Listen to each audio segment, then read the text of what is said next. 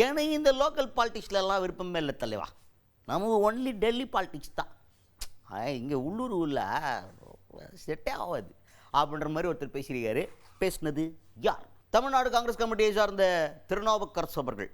அவர்கிட்ட என்ன கேட்டாங்கன்னா, ஸ்டேட் எலெக்ஷன் வருது, நீங்கள் எதனா போட்டி போகிறதுக்கு வாய்ப்பு இருக்குதா அப்படின்ற மாதிரி கேட்டால், அதுக்கு தான் அவர் என்ன சொன்னார்னா, சேச்சே நமக்கு இந்த எம்எல்ஏ ஆகிறது, தமிழ்நாட்டில் மந்திரி ஆகிறதுலாம் அதிலலாம் ஆசையே இல்லைப்பா.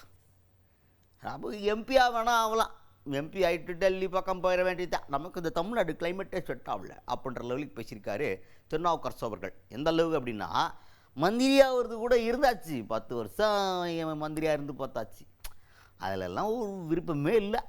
அப்படியே சும்மா எம்பியாக வந்தோமா போனோமா மக்களுக்காக குரல் கொடுத்தோமா நாடாளுமன்றத்தில் அப்படியே இருந்துடணும்னு பார்க்குறேன். ஒரு மாதிரி போர் அடிக்குது அப்படின்ற லெவலுக்கு அரசியலையே வெறுத்து ஏதோ கடமைக்கு இவங்க வேறு நம்மளை விட மாட்டேங்கிறாங்க, நீங்கள் வாங்கன்னு ஊரே கூப்பிட்றதுனால வர்றேன், இல்லைன்னா எனக்கு இதெல்லாம் வேணவே வேணாம் ஓடிடுவேன் அப்படின்ற லெவலுக்கு பேசியிருக்காரு திருநாவுக்கரசு அவர்கள்.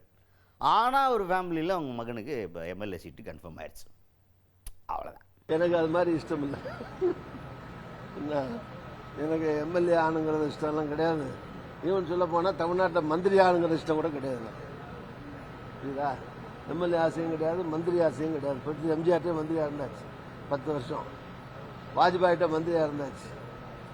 அதனால் மந்திரி ஆகிற ஆசையெல்லாம் எனக்கு கிடையாது. முடிஞ்சால் திருப்பி எம்பி ஆவேன், ராஜ்யசபாவோ லோக்சபாவோ எம்பி ஆனால் ஆவனே தவிர தமிழ்நாட்டில் மந்திரி ஆகிறதுக்கெல்லாம் எனக்கு ஆசை கிடையாது.